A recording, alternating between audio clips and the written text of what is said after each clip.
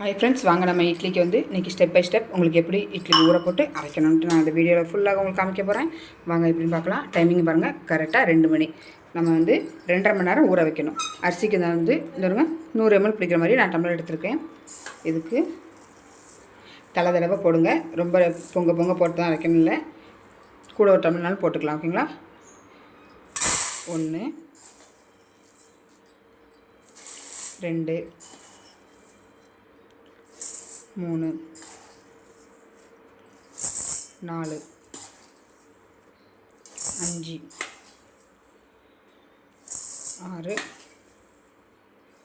7 8 நம்ம வந்து வெள்ளை உளுந்து போடுறோம். இதுக்கு வந்து 4 டம்ளர் அரிசிக்கு 1 டம்ளர் உளுந்து. நம்ம 8 டம்ளர் அரிசி போட்டிருக்கோம்.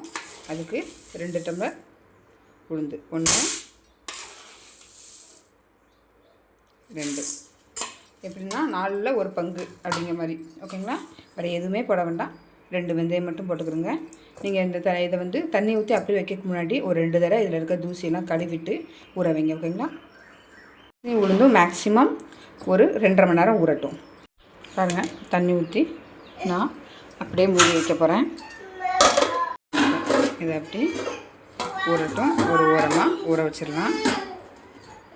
மணியை பாருங்கள், கரெக்டாக 2. இட்லி அரிசி மட்டும்தான் போட்டிருக்கேன், வேறு எந்த இதுவுமே போடலை. அப்புறம் வெள்ளை உளுந்து போட்டிருக்கேன். சரிங்களா? இந்த மாதிரி மெத்தடில் நீங்கள் அரைச்சி பாருங்கள். அரைச்சி பார்த்து என் வீடியோ பிடிச்சிருந்தா மட்டும் லைக் பண்ணி ஷேர் பண்ணுங்கள். ஓகேங்களா? பாருங்கள், மணி 4 ஆகிட்டு நமக்கு 2மே நல்லா ஊறிட்டே இருக்குது. இப்போ அரைக்க ஆரம்பிக்கலாமா? வாங்க. உளுந்தை நல்லா அப்படி பிசைஞ்சு நல்லா 2-3 தடவை கழுவி தண்ணியை க்ளீன் பண்ணி எடுத்துக்கிறோங்க.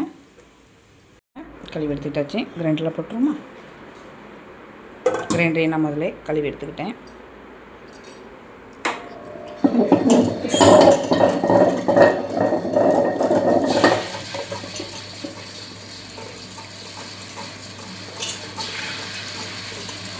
எனக்கு வந்து கிரைண்டர் வந்து பெரிய கிரைண்டர், அதனால் ஃபுல்லாகவே போட்டுக்கிட்டேன்.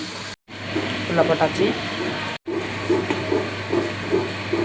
உளுந்து இப்படி நல்லா கட்டி அரைஞ்சி வரவும் வலிச்சு நல்லா விட்டு லைட்டாக தண்ணி ஊற்றிடுங்க. அப்போ தான் பொங்கி நல்லா அரையும். இப்படியும் நமக்கு நல்லா சாஃப்ட் கொடுக்கும்.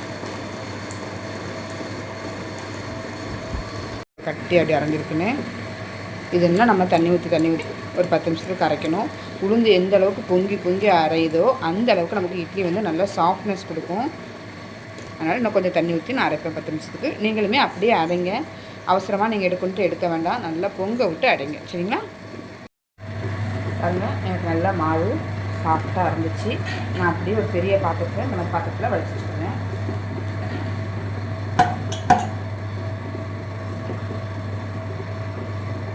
இது ஒன்றும் பெரிய மழைலாம் இல்லை, ஈஸியான விஷயம் தான்.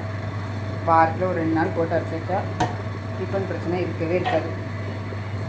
எடுத்தோமா, இட்லியை ஊற்றுனோமா, தோசையை ஊற்றுனோமா, பிள்ளைங்களுக்கு கொடுத்தமான்னு இருக்கும்.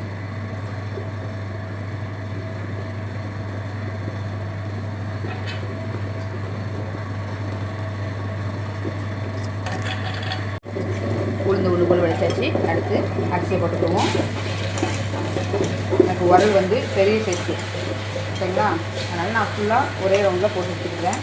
உங்களுக்கு சின்ன உரலாக இருந்துச்சு அப்படின்னா நீங்கள் 2 தடையாக போட்டு அரைச்சிக்கிறீங்க.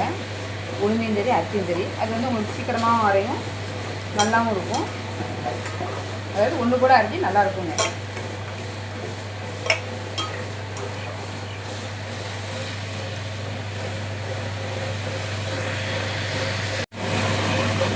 பாருங்க, அரிசியுமே இப்படி நல்லா உளுந்து மாதிரியே நல்லா சுற்றி வளைச்சி விட்டு அரைங்க. இன்னும் அங்கங்கே அரிசி வந்து குட்டியாக இருக்கும்.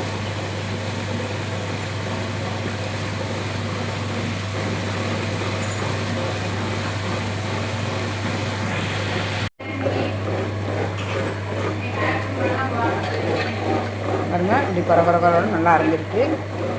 இன்னும் கொஞ்சம் மையா அரைட்டுன்னா நான் தண்ணி ஊற்றி வலிச்சு விட்டுக்கிறேன்.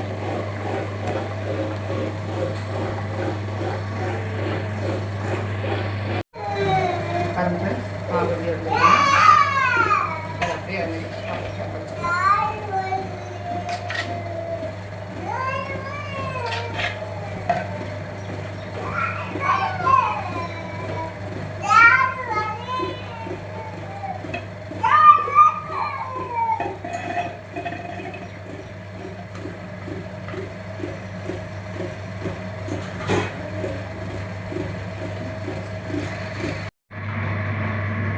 பாருங்கள், மாவெல்லாம் ஒட்ட வலிச்சும் கிரைண்டரில் கொஞ்சம் இருக்குது. நம்ம நினச்சோம்னா ஒரு அரை டம்ளர் இப்படி தண்ணியை ஊற்றி நல்லா சுற்றி எடுத்து விட்டுட்டு எல்லா மாவும் வந்து நல்லா கரைஞ்சி ஒன்று போல் குழு குழுன்னு வரும்.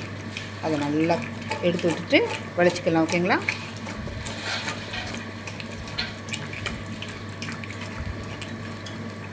கிரைண்டர் ஆஃப் பண்ண உடனே உரலை வந்து தனியாக தூக்கிடுங்க.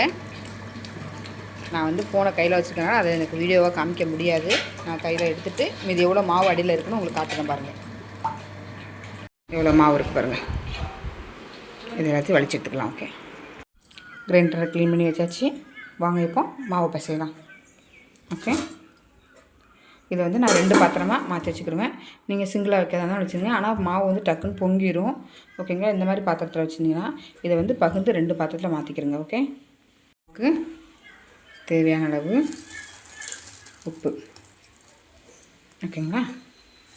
இப்போ இதை நல்லா பிசைஞ்சு ஒன்று போல் பிசைஞ்சு கொடுத்துக்கலாம், உளுந்தையும் அரிசியும். ஓகே,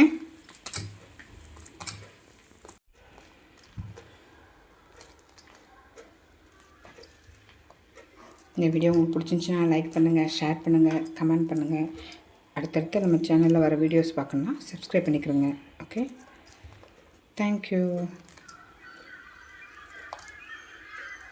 பாருங்கள், நான் 2 பாத்திரத்தில் தைச்சிட்டேன். ஒரு குத்து பொண்ணில், ஒரு சர்வச்சட்டியில். ஓகேங்களா?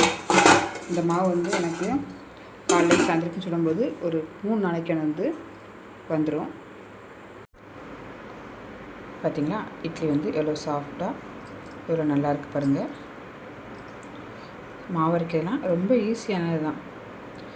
தேங்க்யூ.